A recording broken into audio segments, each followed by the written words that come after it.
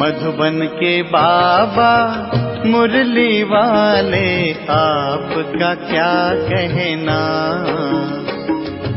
आपका क्या कहना। ओम शांति। 13 अक्टूबर 2024 अव्यक्त महावाक्य रिवाइज हुआ है 11/3/2002 और मुरली का शीर्षक विशेषताएं परमात्म देन है, इन्हें विश्व सेवा में अर्पण करो। आज ग्रेट ग्रेट ग्रैंडफादर ब्रह्मा बाप और शिव बाप अपने विश्व के चारों ओर के श्रेष्ठ भाग्यवान ब्राह्मण कुलभूषण को बहुत बहुत अरब खरब बार दिव्य अलौकिक जन्म की मुबारक दे रहे हैं। साथ साथ अति स्नेह के दिल के प्यार के रूहानी पुष्पों से जन्म की बधाई दे रहे हैं। हर एक ब्राह्मण आत्मा की विशेषता देख देख हर्षित हो रहे हैं, दिल ही दिल में गीत गा रहे हैं, वाह बच्चे वाह। आज के दिन अमृत बेले से सभी के दिल में यही खुशी की लहरें दिखाई दे रही है। वाह बाप का और हमारा अलौकिक जन्म।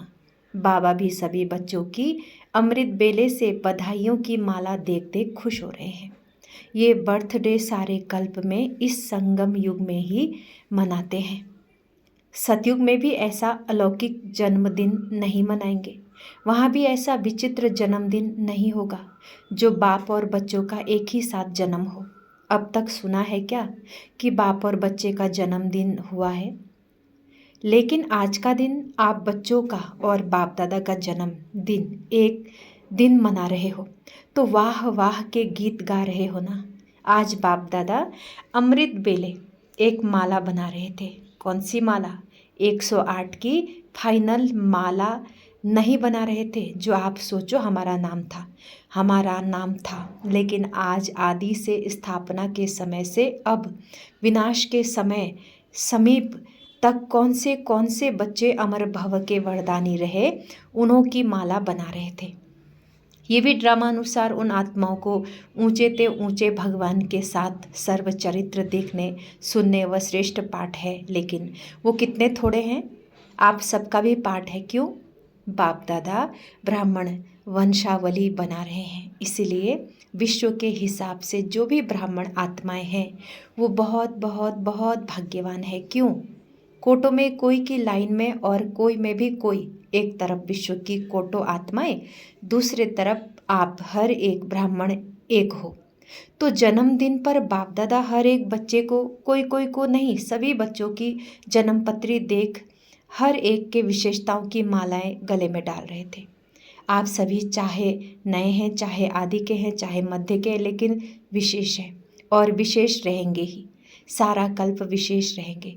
सारा कल्प विश्व की सर्व आत्माओं की, आप श्रेष्ठ आत्माओं के ऊपर महानता की नज़र रहती है। तो आप हर एक अपनी विशेषताओं को जानते हो? अगर हाँ तो एक हाथ उठाओ। बहुत अच्छा। ये उस विशेषताओं को क्या करते हो?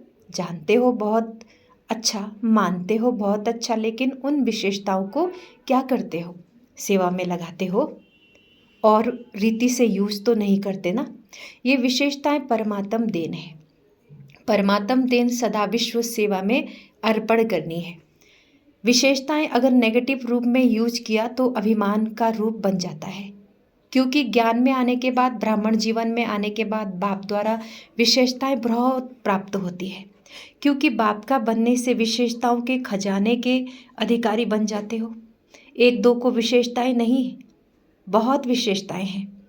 जो यादगार में भी आपकी विशेषताओं का वर्णन है। 16 कला संपूर्ण, तो सिर्फ 16 कला नहीं, 16 माना संपूर्ण, सर्वगुण संपन्न, संपूर्ण निर्विकारिता का डिटेल है। कहने में आता है संपूर्ण निर्विकारी, लेकिन संपूर्ण में कई डिटेल हैं।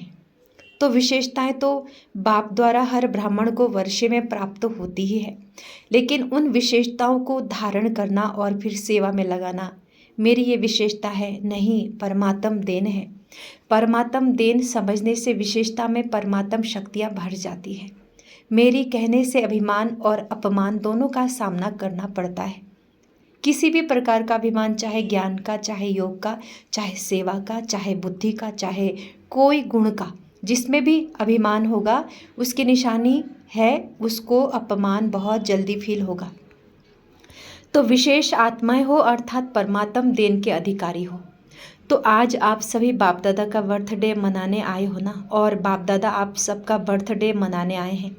आप तो सिर्फ बाप दादा का बर्थडे मनाएंगे, लेकिन बाप दादा सारे ब्राह्मण कुल का बर्थडे मनाने आए हैं। चाहे देश में दूर बैठे हैं, चाहे विदेश के कोने में दूर में बैठे हैं, लेकिन जो भी ब्राह्मण आत्मा ब्राह्मण कुल की बन गई, उन सबका बर्थडे बाप दादा भी मना रहे हैं। आप भी मना रहे हैं, सबका मना रहे हो ना, या सिर्फ यहाँ बैठने वालों का मना रहे हो? सभी याद है ना, सभी देख रहे हैं कि हमारा भी मना रहे हैं या नहीं, तो सबका मना रहे हैं। सबको मुबारक मुबारक मुबारक हो। मनाना अर्थात उमंग उत्साह में आना। तो दिल में उत्साह है ना, वाह हमारा अलौकिक जन्मदिन। तो आज अमृत बेले से जन्मदिन का उत्साह उमंग सभी में बहुत बहुत रहा ना। बाप दादा ने कार्ड में भी देखा, आप इन आँखों से देखते हो। बाप दादा तो सूक्ष्म में ही आपसे मिलने ही पहले ही देखते हैं, लेकिन बाप दादा ने देखा सभी अपने दिल का उमंग दिखाने के लिए कितना उमंग उत्साह रखते हैं। आजकल तो ईमेल बहुत सस्ता है ना, तो ईमेल भी सभी बहुत करते हैं। बाप दादा के पास सब पहुंचता है, चाहे ईमेल हो, चाहे कार्ड हो, चाहे पत्र हो, चाहे दिल के संकल्प हो। अमृत वेले से वतन में अगर चारों ओर के कार्ड पत्र ईमेल संकल्प सब इकट्ठे करो तो देख देख कर बड़ा मज़ा आएगा। ये एग्जीबिशन विचित्र होगी ना। तो बर्थडे पर भविष्य के लिए संकल्प किया जाता है। जैसे बर्थडे का नंबर आगे बढ़ता है, वर्ष आगे बढ़ता है, ऐसे ही पुरुषार्थ में वह अपने अमूल्य जीवन में, मन में अर्थात संकल्प में, बुद्धि में शक्ति, निर्णय शक्ति में, वाणी में, सेकंड में सफलता मूर्त बनने की शक्ति में, संबंध संपर्क में हर समय संपर्क संबंध वाले को कोई ना कोई प्राप्ति की अनुभूति हो, ऐसा अपने भविष्य वर्ष के लिए दृढ़ संकल्प का व्रत लिया। क्योंकि विशेष शिव जयंती के दिन दो लक्ष्य ब्राह्मण आत्माओं के रहते हैं, एक स्वयं से प्रतिज्ञा का और दूसरा बाप की प्रत्यक्षता का झंडा लहराने का। ये दो विशेष लक्ष्य इस दिन हर एक के अंदर रहता है। तो बाप दादा ने आप सबकी की हुई प्रतिज्ञाओं का जो बीते हुए समय में की है पोता मेल देखा। हर साल हर एक ने विधि पूर्वक संकल्प से, वाणी से प्रतिज्ञा की। बहुत अच्छा किया, लेकिन अभी आज के बाद अर्थात जन्मदिन मनाने के बाद एक शब्द को विशेष अंडरलाइन करना। कॉमन शब्द है, नया नहीं है। वो शब्द है निरंतर दृढ़ता। कभी दृढ़ता और कभी दृढ़ता में भी अलबेलापन नहीं। अगर निरंतर दृढ़ता है तो उसकी निशानी है निरंतर हर संकल्प, बोल, कर्म द्वारा स्व में, सेवा में और संबंध में 100% सफलता। जब तक इन सभी बातों में ब्राह्मणों में सदा सफलता कम है, तब तक प्रत्यक्षता ड्रामानुसार रुकी हुई है। सफलता प्रत्यक्षता का आधार है। हर बोल सफलतापूर्वक हो, हर संकल्प सफलतापूर्वक हो। इसीलिए आजकल के यादगार में भी गुरु कहलाने वालों को सतवचन महाराज कहा जाता है। चाहे झूठ भी बोल रहे हो, लेकिन भक्त कहते हैं सत्य वचन। तो ये आपके वचन का गायन है। महाराज महान तो आप ही बनते हो ना, इसलिए सत्य वचन महाराज माना महान आत्माएं। ऐसे कभी नहीं सोचो कि मेरा भाव नहीं था, लेकिन बोल दिया, निकल गया। बिना भाव के, भावना के बोल नहीं निकलते। ये तो चलाने की बात है। कभी कहते हैं निकल गया। क्यों निकल गया? क्यों? कंट्रोलिंग पावर नहीं है क्या? जो निकल गया हो गया तो राजा नहीं है। कोई कोई कर्मेंद्रियों के वशीभूत हो गए ना। जो निकल गया हो गया। तो इस वर्ष में मुबारक के साथ निरंतर हर बात में दृढ़ता को अंडरलाइन करना। आज बर्थडे है, इसलिए बाप दादा आज नहीं सुनते, लेकिन सभी के चार्ट से बाप दादा ने एक बात नोट की, लेकिन लास्ट बारी में सुनाएंगे। आज तो मनाना है, सुनाना नहीं है। 15 दिन के बाद सुनाएंगे। बाप दादा सुनाए तो 15 दिन में सब ठीक हो जाएंगे। अच्छा, पहले कहो 15 दिन में करेक्शन हो जाएगी, फिर तो सुना ठीक है। अगर 15 दिन में परिवर्तन हो जाए तो बाप दादा तो पता नहीं क्या कर देंगे, तो सुनाए क्या? तो 15 दिन में परिवर्तन हो जाएगा। संकल्प करेंगे, अच्छा पांडव करेंगे, सुनाए। सुनना तो सहज है, करेंगे, करना पड़ेगा। बाप दादा ने पीछे वालों से, माताओं से, टीचर्स से, डबल फॉरेनर्स सबसे पूछा, सभी ने हाथ हिलाया। हाथ तो सब बहुत अच्छा उठा लेते हो। डबल फॉरेनर्स के 3 ग्रुप हैं, अंतर्मुखी, मस्ताना, शक्ति ग्रुप। अच्छा, अंतर्मुखी ग्रुप हाथ उठाओ। अंतर्मुखी में थोड़े हैं। दूसरा ग्रुप मस्ताना। अच्छा, मस्ताना ग्रुप वाले खड़े हो जाओ। सदा मस्त रहने वाले हैं ना, मस्ताना का अर्थ क्या हुआ? सदा मस्त रहने वाले। और तीसरा शक्ति, शक्ति ग्रुप शक्तिशाली है ना, नाम तो बहुत अच्छे रखे हैं। देखो, शुरू में जब भट्टी थी तो आपके ग्रुप के नाम क्या थे? डिवाइन यूनिटी, मनोहर पार्टी, सुप्रीम पार्टी। नाम तो सुंदर है ना। तो ये भी ग्रुप अच्छे बने हैं। नाम याद रहेगा तो नाम के साथ कर्तव्य भी याद रहेगा। अच्छा, डबल फॉरेनर्स कुमार उठो। अच्छा, ये कुमारों का ग्रुप है। अच्छा किया है, बाप दादा ने डबल फॉरेनर्स के रिफ्रेशमेंट का समाचार बहुत अच्छा सुना है। बाप दादा दिल से मुबारक भी दे रहे हैं, लेकिन सभी ग्रुप को जो आज अंडरलाइन किया है वो याद भी दिला रहे हैं। डबल फॉरेनर्स की टीचर्स बहुत हैं।